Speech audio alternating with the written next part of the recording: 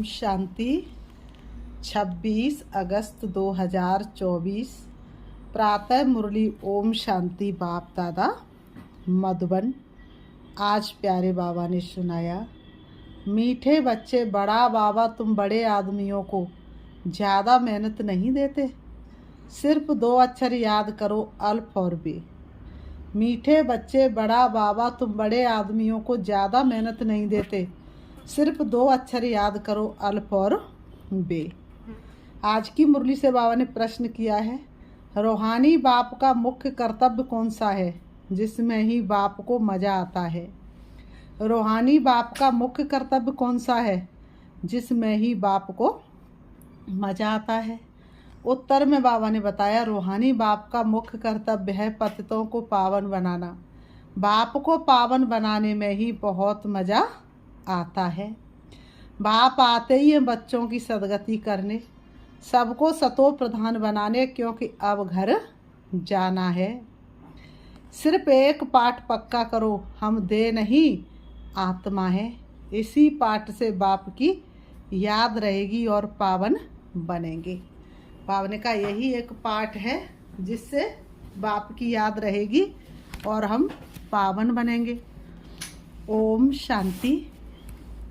रूहानी बाप बैठ रूहानी बच्चों को समझाते हैं। बाप को भी मज़ा आता है तुम बच्चों को पवित्र बनाने में। पतित आत्मा बन जाती तो बाप को किस चीज़ में आनंद आता है? तुम बच्चों को पावन बनाने में। इसलिए कहते हैं पतित पावन बाप को याद करो। सर्व का सदगति दाता हुआ एक ही बाप है और कोई है नहीं। ये भी तुम अभी समझते हो कि अब घर जाना जरूर है। बाबा कहते पुरुषार्थ ज़्यादा करने के लिए बाप कहते याद की यात्रा जरूरी है। बाबा ने कहा याद से ही पावन बनेंगे। फिर है पढ़ाई। पहले अल्प बाप को याद करो, पीछे ये बादशाही। पहले अल्प से बाबा को याद करो और पीछे बादशाही, जिसके लिए तुमको डायरेक्शन देते हैं। तुम जानते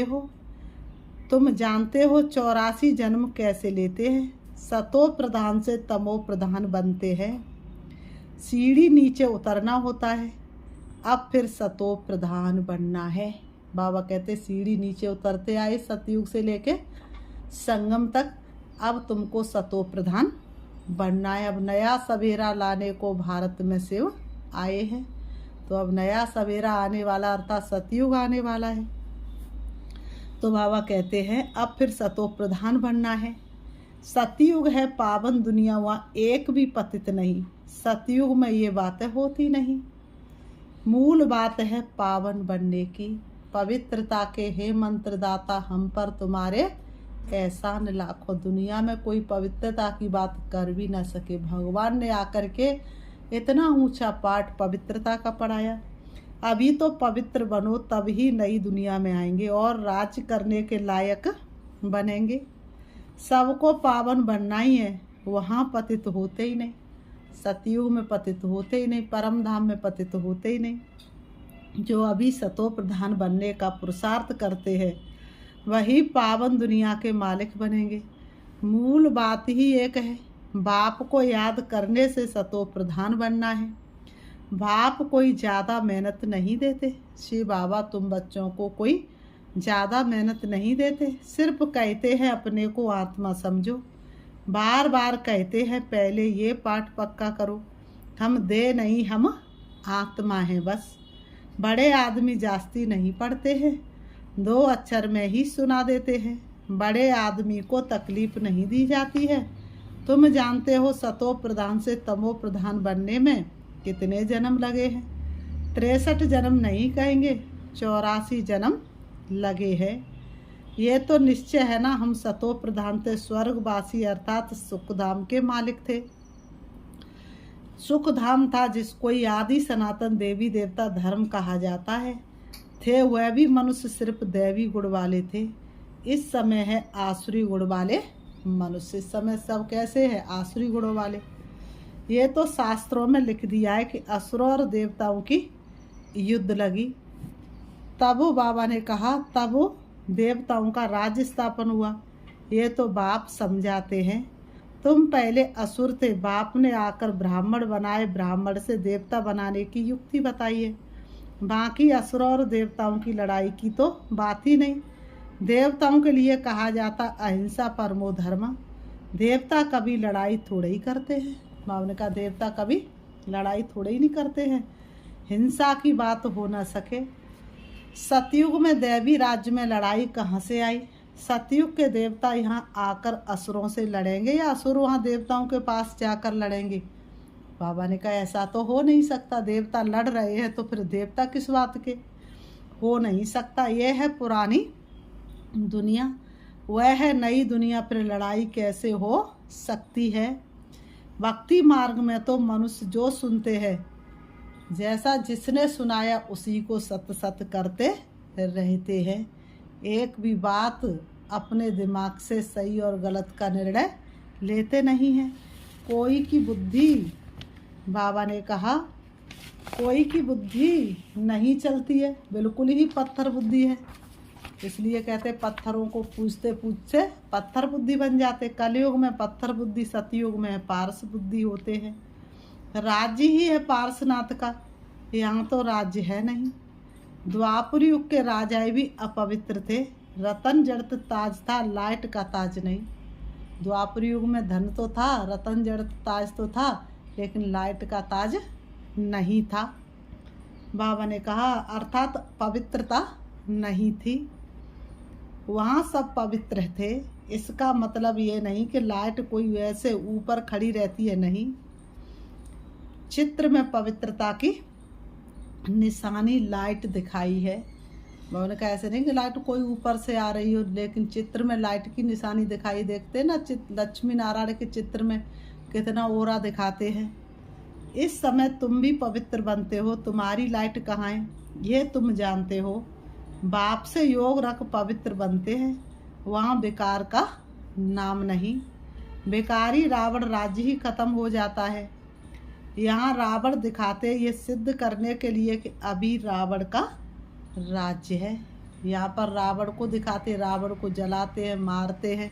इससे सिद्ध होता है कि इस समय रावण का राज्य चल रहा, और दिन प्रतिदिन रावण को बड़ा बड़ा करके दिखाते। इसका मतलब रावण रोज डेली बड़ा होता जा रहा है। रावण को हर वर्ष जलाते परंतु जलता नहीं है। तुम उन पर विजय पाते हो। तुम रावण अर्थात 5 विकारों पर विजय प्राप्त करते हो। 5 विकार ही तो नरक का द्वार है ना, तो फिर ये रावण होगा ही नहीं। सतयुग त्रेता में रावण नाम की कोई चीज होगी नहीं। तुम हो अहिंसक, तुम्हारी विजय योग बल से होती है। याद की यात्रा से तुम्हारे जन्म जन्मांतर के सब विक्रम विनाश होने हैं। जन्म जन्मांतर अर्थात कब से, विकर्म कब शुरू होते हैं? पहले पहले तो तुम आदि सनातन देवी देवता धर्म वाले ही आए हो। सूर्यवंशी फिर चंद्रवंशी में 2 कला कम हो जाती है। पहले किसका राज्य होता? सूर्यवंशियों का। लेकिन सूर्यवंशी सतयुग में होते हैं। लेकिन जैसे ही सूर्यवंशी 8 जन्म सतयुग में पूरे करते, वैसे ही आकर के त्रेता युग आ जाता है, तो चंद्रवंशी बनते तो 2 कला कम हो जाती हैं। फिर आहिस्ते आहिस्ते कला कम होती जाती हैं।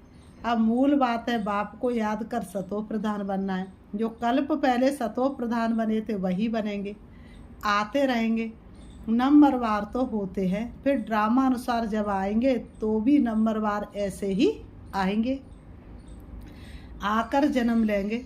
ड्रामा कितना विचित्र बना हुआ है, इसको जानने के लिए भी समझ चाहिए। जैसे तुम नीचे उतरे हो, अब फिर चढ़ना है। नंबरवार ही पास होंगे, फिर नंबरवार नीचे आएंगे। तुम्हारी एम ऑब्जेक्ट है सतो प्रधान बनने की। सब तो फुल पास नहीं होते हैं, 100 मार्क्स से फिर कम कम होते जाते हैं। इसलिए बहुत पुरुषार्थ करना है। इसलिए बाबा ने कहा बहुत पुरुषार्थ करना है। इस पुरुषार्थ में ही फेल होते हैं। सर्विस करना तो सहज है। म्यूजियम में तुम किस रीति समझाते हो, उससे हर एक की पढ़ाई का मालूम पड़ जाता है। हेड टीचर देखेगा कि ये ठीक नहीं समझाते हैं तो खुद जाकर समझाएंगे, आकर मदद करेंगे। 1-2 गार्ड रखे जाते हैं जो देखते ये ठीक समझाते हैं। कोई कुछ पूछता है तो मूझ तो नहीं जाते हैं। ये भी समझते हैं। सेंटर की सर्विस से प्रदर्शनी की सर्विस अच्छी होती है, प्रदर्शनी से म्यूजियम में अच्छी होती है। म्यूजियम में शो करते अच्छी तरह से, फिर जो देख कर जाते औरों को सुनाते रहते हैं। फिर जो म्यूजियम में देख करके जाते, सुन करके जाते, वो औरों को सुनाते रहते हैं। ये तो पिछाड़ी तक चलता रहेगा। सुनाना समझाना ये तो बाबा कहते पिछाड़ी तक चलता रहेगा। बाबा कहे यह गॉड फादरली वर्ल्ड यूनिवर्सिटी अक्षर अच्छा है, इसमें मनुष्य का तो नाम ही नहीं। इनका उद्घाटन कौन करता है? बाबा ने कहा इनका उद्घाटन कौन करता है? बाप ने कहा है तुम बड़े आदमी से उद्घाटन कराते हो तो बड़े का नाम सुनकर बहुत आते हैं, सोचते हैं कि कुछ तो है, जो इतना बड़ा आदमी चला गया तो हमें जाने में क्या हर्जा, एक के पिछाड़ी ढेर आ जाएंगे। इसलिए बाबा ने दिल्ली में लिखा कि बड़े बड़े आदमियों की जो ओपिनियन है वह छपाओ, तो मनुष्य देखकर कहेंगे इनके पास इतने बड़े बड़े आदमी जाते हैं। बाबा कहते ये तो बहुत अच्छा ओपिनियन देते हैं। तो बाबा ने कहा तो फिर उनके पिछाड़ी बहुत सारे आना शुरू कर देते हैं, तो ये छपाना अच्छा है। बाबा कहते इसमें और तो कोई जादू आदि की बात नहीं। इसलिए बाबा लिखते रहते ओपिनियन का किताब बनाना चाहिए। इसलिए बाबा कहते ओपिनियन का किताब बनाना चाहिए, यहाँ भी बांटना चाहिए। गाया जाता है, क्या गाया जाता है? झूठी माया झूठी काया झूठा सब संसार है। वास्तव में ये संसार झूठ है, कोई किसी का साथी बन नहीं सकता। इसमें सब आ जाते। बहुत है जो कहते ये रावण का राज्य है, राक्षस राज्य है। पहले तो जिनका राज्य उनको ख्याल आना चाहिए। कहते हम पतितों को पावन बनाओ। बाबा कहते तो पतित पने में सब कुछ आ गया ना। पहले तो जिनका राज्य उनको सोचना चाहिए। कहते हम पतितों को आकर पावन बनाओ, तो बाबा ने कहा पतित पने में तो सब कुछ आ गया ना। झूठ कपट चोरी छल सब कुछ आ गया ना। सब कहते हैं पतित पावन, तो जरूर पतित ठहरे ना। पतित पावन सीताराम।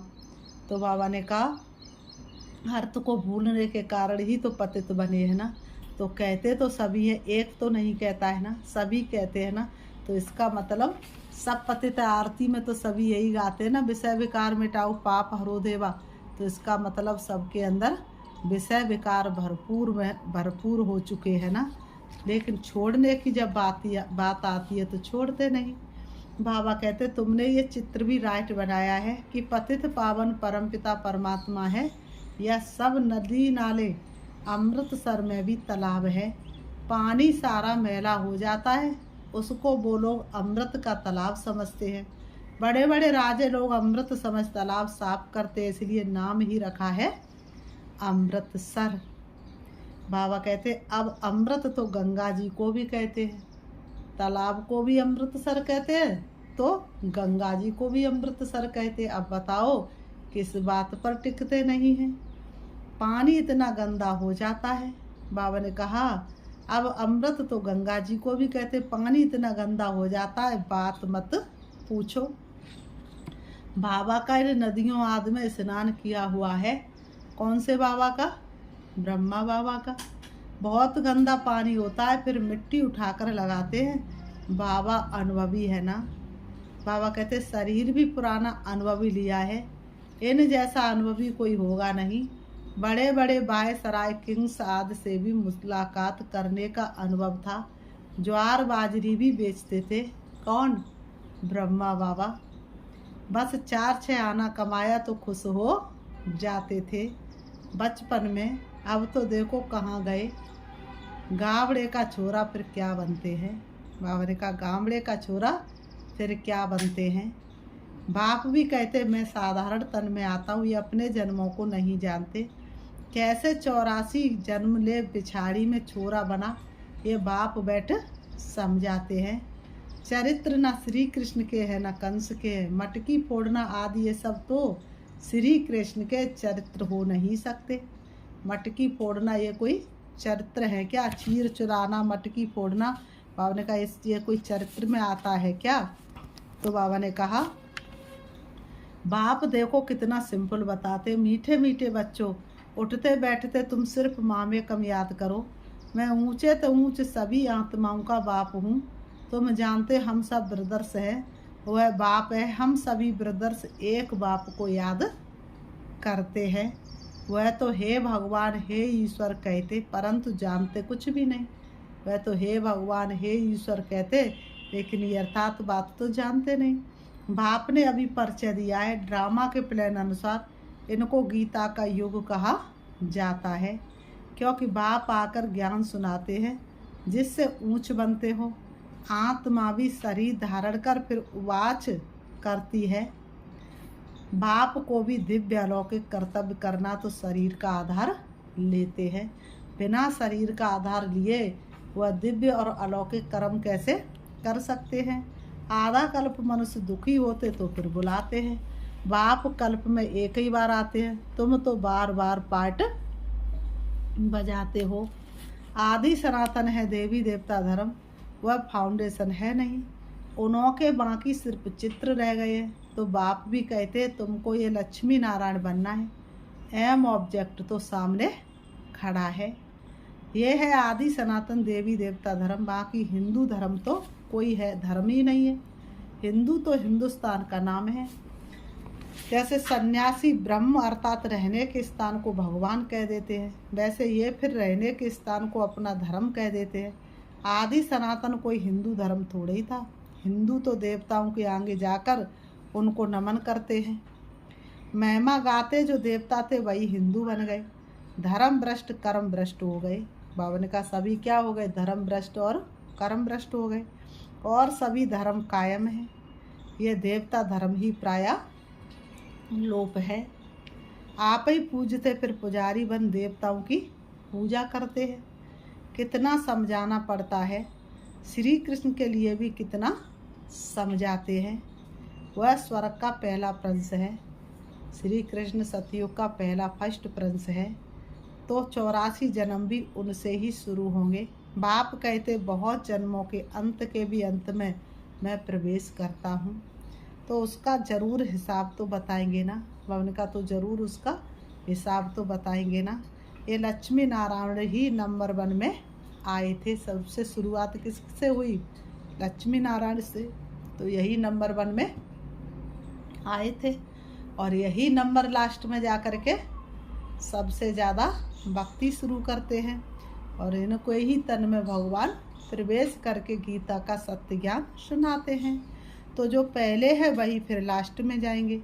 सिर्फ एक श्री कृष्ण तो नहीं था ना। बाबा ने कहा और भी तो विष्णु वंशावली थे। इन बातों को तुम अच्छी रीति जानते हो, ये फिर भूल नहीं जाना है। अभी म्यूजियम तो खुलते रहते, बहुत खुल जाएंगे, बहुत लोग आएंगे। म्यूजियम खुलते रहते और बहुत खुल जाएंगे, बहुत लोग आएंगे। जैसे मंदिर में जाकर माथा टेकते तुम्हारे पास भी देखते हैं लक्ष्मी नारायण के चित्र है, तो भक्त लोग उनके आगे पैसे रख देते हैं। तुम कहते हो यहाँ तो समझने की बात है, पैसे रखने की बात नहीं। अभी तुम शिव के मंदिर में जाओ तो पैसे रखेंगे क्या? तुम जाएंगे समझाने की एम से, क्योंकि तुम इन सबकी बायोग्राफी को जानते हो। मंदिर तो बहुत है, मुख्य है शिव का मंदिर, वहाँ औरों की मूर्तियाँ क्यों रखते हैं? सबके आगे पैसे रखते जाएंगे तो आमदनी होगी, तो वह शिव का मंदिर कहेंगे, वह शिव परिवार का मंदिर कहेंगे। शिव बाबा ने ये परिवार स्थापन किया।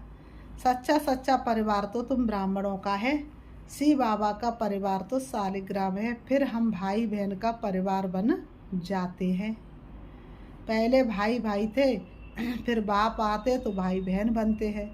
फिर तुम सतयुग में आते हो तो वहाँ परिवार और बड़ा होता है, वहाँ भी शादी होती है तो परिवार और वृद्धि को पाता है।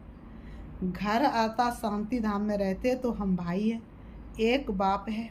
फिर यहाँ प्रजापिता ब्रह्मा की संतान भाई बहन है, और कोई नाता नहीं है। फिर रावण राज्य में बहुत वृद्धि होती जाती है।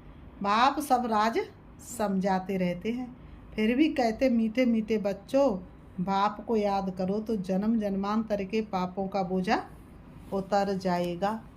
बाबा ने कहा पढ़ाई से पाप नहीं कटेंगे, बाप की याद ही है मुख्य। फिर बाबा कहते अच्छा, मीठे मीठे सिकीलते बच्चों प्रति, मात पिता बाप दादा का याद प्यार, और गुड मॉर्निंग रूहानी बाप की, रूहानी बच्चों को नमस्ते। हम रूहानी बच्चों की रूहानी बाप दादा को याद प्यार और नमस्ते नमस्ते नमस्ते। धारणा के लिए मुख्य सार नंबर 1, फुल मार्क्स से पास होने के लिए अपनी बुद्धि को सतो प्रधान पारस बनाना है। मोटी बुद्धि से महीन बुद्धि बन ड्रामा के विचित्र राज को समझना है। नंबर 2, अभी बाप समान दिव्य और अलौकिक कर्म करने हैं। डबल अहिंसक बन योग बल से अपने विकर्म विनाश करने हैं। आज की मुरली से बाबा ने वरदान दिया, कर्म और योग के बैलेंस द्वारा ब्लेसिंग का अनुभव करने वाले कर्म योगी भव। कर्म और योग के बैलेंस द्वारा ब्लेसिंग का अनुभव करने वाले कर्म योगी भव। स्पष्टीकरण है, कर्मयोगी अर्थात हर कर्म योग युक्त हो।